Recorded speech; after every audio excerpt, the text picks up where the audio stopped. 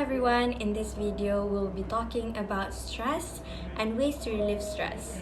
Stress can be defined as any type of change that causes physical, emotional, or psychological strain.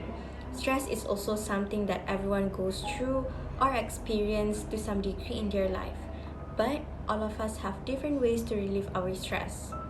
But the way you respond to stress, however, makes a big difference to your overall well-being.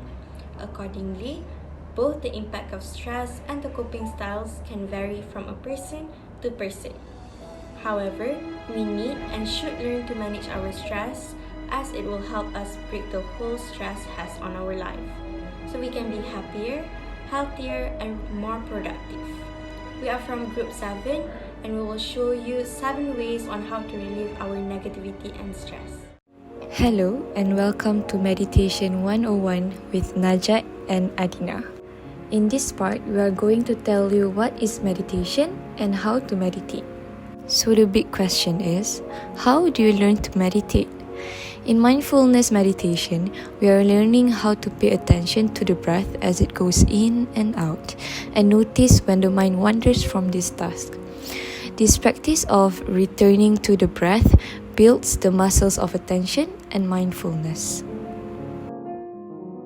These are the steps to meditate. Number 1, take a seat. Find a comfortable place to sit that feels calm and quiet to you.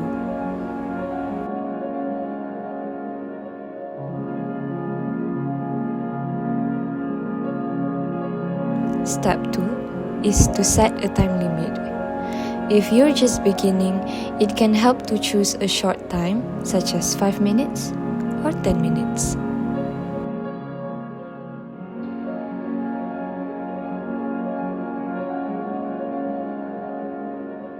Step 3 is to notice your body. You can either sit in a chair with your feet on the floor, you can sit loosely, cross-legged, you can kneel, all are fine. Just make sure you are stable and in a position where you can stay in for a while. Step 4. Follow the sensation of your breath as it goes in and as it goes out.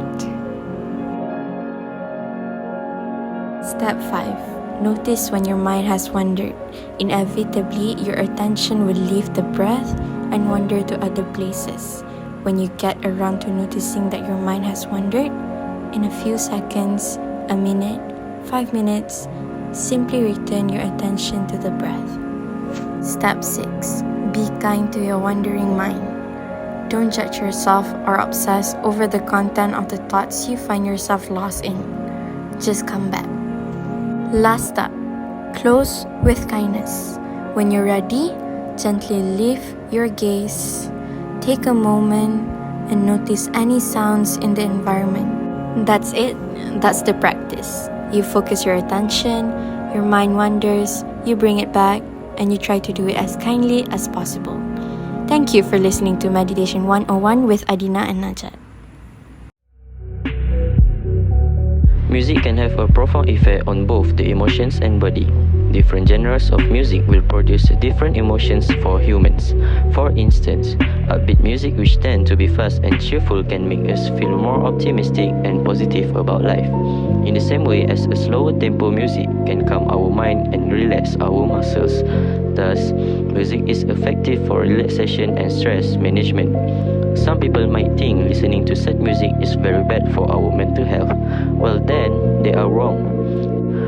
Permitting ourselves to experience the negative emotions, release the harmful thoughts, and replace them with feelings of empathy, nostalgia, and tranquility. Furthermore, music with meaningful lyrics are very effective in calming our mind. This happens because we, as listeners, could relate the lyrics with our lives or what we are currently facing. In conclusion, we are not just releasing our stress, yet we are building up our confidence to get back on track.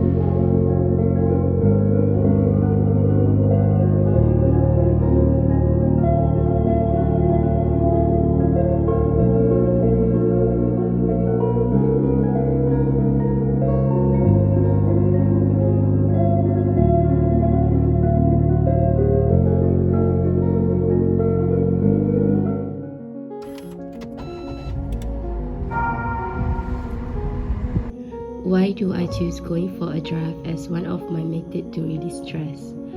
This is because there are days where I feel like talking with other people is exhausting.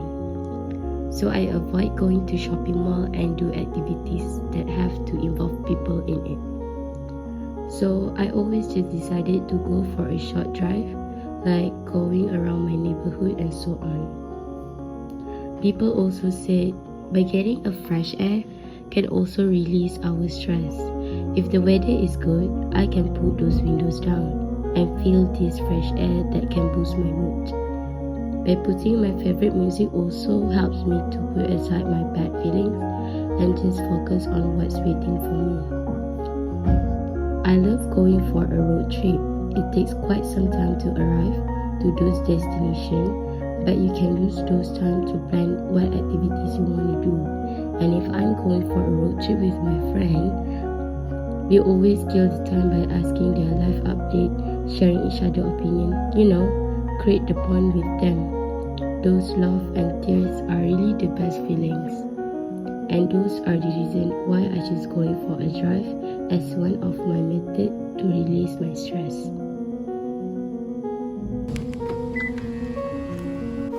Hi, my name is Amalin. So the way that I reduce my stress is by shopping, because shopping is one of my hobby. Shopping gives us the ease feelings of sadness, which is people tend to feel stronger impulses to buy themselves treats for a mood boost whenever they feel stressed, such as buying the things that I've listed in my wish list. So on a final note, my mood will be improved and I'll be more happier. My name is Alicia and I will be explaining about how shopping can reduce stress. Have you ever found yourself buying things that you don't need to make yourself happy? Well, I do. Shopping is one method of stress relief that people use consciously or unconsciously. When we're under stress, we react to shopping differently. This is due to the fact that there is great joy in just scrolling, browsing, or even window shopping through shoes, clothes, accessories, and many more. Besides that, shopping is often a fun escapade with friends or family and acts as a social gathering as much as it is a shopping trip. In conclusion, this helps people to take their minds off whatever they are feeling at the time. One of the uncommon ways to avoid stress is to accept that you're feeling stressed. So first of all, what does it mean by emotional validation? The process of becoming aware of, comprehending, and expressing approval of another person's emotional experience is known as emotional validation. When someone's emotional experiences are disregarded, that's when it becomes emotional invalidation. So how does one know the signs of emotional validation? A person who feels emotionally validated becomes that others accept their emotions in addition to seeing and hearing them. An individual who feels that their feelings are not bad or inappropriate is more likely to have a strong sense of self and value and is able to control their emotions better. Assume that the person can express the cause of the stress. In this instance, they are under stress because they are unable to purchase their preferred donut. Feel as though their severity is excessive or out of proportion.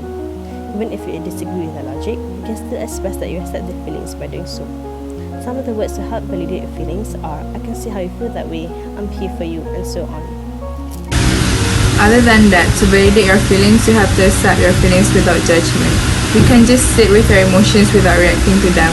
Don't tell yourself how you should feel and accept how you do feel in the moment, because you always have a right to feel. Besides that, you can practice positive self-talk. Think of at least one thing about yourself that you're proud of. It can be one of your strengths. Something you accomplished in college, something you help someone else do. Show yourself gratitude instead of glossing over everything you've done right. Most important is to know your strength. Next, what is the importance of validating your feelings? Emotional validation encourages honesty and fosters trust, helping us to feel safe and secure in our relationship. We help them to feel heard. Validating our partner's feelings helps them to feel that we are listening and care about them. When we validate someone, we allow them to safely share their feelings and thoughts. We are reassuring them that it is okay to have the feelings they have. We are demonstrating that we will still have them after they have shared their feelings. It takes a lot of time and patience to learn and then incorporate validation skills into our communication patterns, but the payoff is huge. Hi, my name is Muhammad bin Shahiruddin. I will share with you what activity I will do when I was stressed. So, the activity that I will do when I was stressed, I will spend time with my nephew and niece. So, I will play with them and I will take them to playground and play with them. So that can release my stress, and I will forget about my work and my other things. So that makes my emotional stable and having great memories and moments. So because now time is fly and I don't want to miss a moment with them, so that in the future I will regret that why I don't spend time with them. Reading is proven to reduce stress and increase relaxation. Reading books, particularly fiction, fully engages the mind and imagination. Simply by opening a book, you allow yourself to be invited into a literary world that distracts you from your daily stresses. Reading can even relax your body by lowering your heart rate and easing the tension in your muscles. In a study conducted by the University of Sussex, individuals who had read for merely 6 minutes exhibited slower heart rates, less muscle tension, and reduced stress level. The studies also shows that reading can reduce stress by up to 68%, and it works better and faster than other relaxation methods, such as listening to music or drinking a hot cup of tea. This is because your mind is invited into a literary world that is free from the stresses that plague your daily life.